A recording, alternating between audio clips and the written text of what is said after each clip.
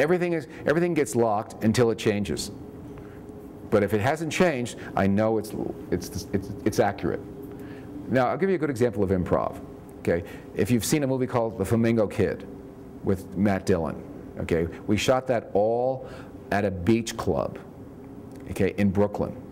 Now, by definition, the beach club, became a character in the movie. We had to shoot it in Brooklyn because they're the only place that I know of that has beach clubs. What are beach clubs? They're people inhabited by people who have not enough money to join a country club, but they don't have to go to the public pool. They're somewhere in the middle. Okay, so if you see this movie, it's about, you know, it's an environment, right? This goes back to the 40s after the war. They still have them, right? And it's on the beach, right? And so there's the ocean, the beach, and then there's, if you move further in, there's usually 3 different swimming pools, and then if you move further in from that, there's, you know, palm courts and where they do, they take dancing lessons and things like that, right? And then surrounding the whole thing, usually a horseshoe, right? Like a large giant motel, are all these cabanas, and you rent a cabana for changing, whatever. And if you're richer, right, you rent a double cabana. In the first day of the movie, I think it was, in the extras that we called for, right, you're going to have, it's a family event, a beach club. That's the whole point of the story. So the extras casting, people brought children as well. And whenever you bring a child, by the way, if it is a family scene, a family setting, hire the mother too, so that they take care of the child. Follow? That happened to happen. His name was Peter, okay?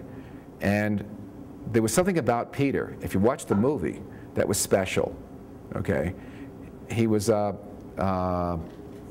that point he had a certain look that was sort of, it was captivating, okay? He stood about this tall. I'd say he was probably 6 years old, right? The movie takes place in 1961. It was a period movie. We made it in 1983. And he used to wear those matching outfits, you know, the bathing suit and the matching short sleeve shirt. There was something unique about Peter, and Garry was captivated by him along with a lot of other things. So Peter became a character in the movie. It was not written in. He worked every day, Peter and his mom. Okay. Now we finished the movie, went to the theaters, and it did well. Okay. Peter got a TV series based on that. He was the star of his own TV series, or at least a character. I never saw the show, but I know it exists, and it ran for a few years. They shipped him to Hollywood, because this was Brooklyn, and he had a career. I don't know where he is today.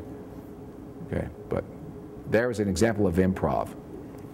Also, you might, just talking about Garry Marshall for a second, right? Here's a man, this happened to be Garry's second movie, all right? Now he was he started off in life as a comedy writer, okay, for Sid Caesar, along with Woody Allen and Neil Simon. They were all in that group of writers. And then he went on to become a creator of television. He created Happy Days. And then from that, he created Laverne and Shirley, which was a spin-off. Then he started directing episodes. And then he was done with all that, and he started his movie career as a director. Okay, I'm not sure if he produced movies. I don't know of any, but that doesn't mean it didn't happen. So this is his second movie. So he's a new director still learning his craft. The screenplay was about 120 pages, right? Sort of an average length, a little bit long, but doable. Okay, it was that thick, normal screenplay. By the time we finished, it was that thick. Okay, he kept adding scenes, right? He would do things like, he would get an idea on the set, and he'd go, there's some sun over there, let's go over there and shoot something. The whole company would move. It was a very fluid, flexible movie, and yet it was a high-end feature film. So everyone had to be flexible. It was a joy to work with him. He was so funny and loose, okay? And he came up with a great line, which I think is appropriate for directors to achieve, which is he wants to create an environment where it's safe to fail. Good, that's the right environment. Then actors will stretch. They'll try anything. Okay? So we wound up with a lot of footage. Okay?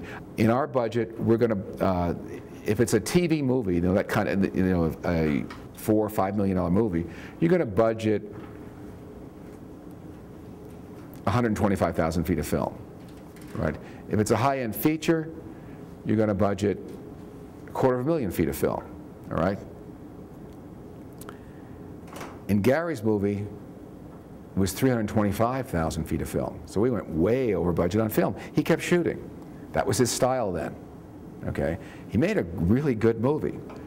And then to make things even more interesting, he rewrote it after we shot it, okay? So, because he had ideas, right? So a lot of the jokes, we never filmed. They're played on the back of the person's head. If you look at the film and analyze it, that's what you'll see.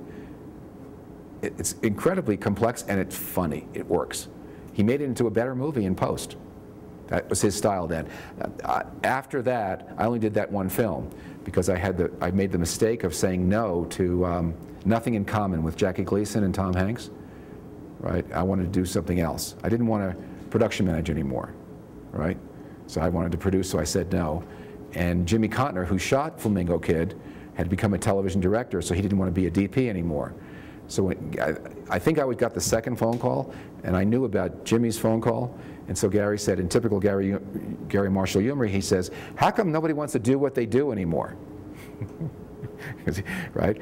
And then he called again for Overboard with Kurt Russell, right? I never saw that movie, but again, I said thank you, no, and that was it. You get 2 shots. They never call you again. In fact, even worse, they don't take your phone call. I think I called Garry for 8 years after that, and he never took the call. Okay, he moved on. That's the price you pay for your moving on. So you see, it's all a flow. You take your chances. Take your shots.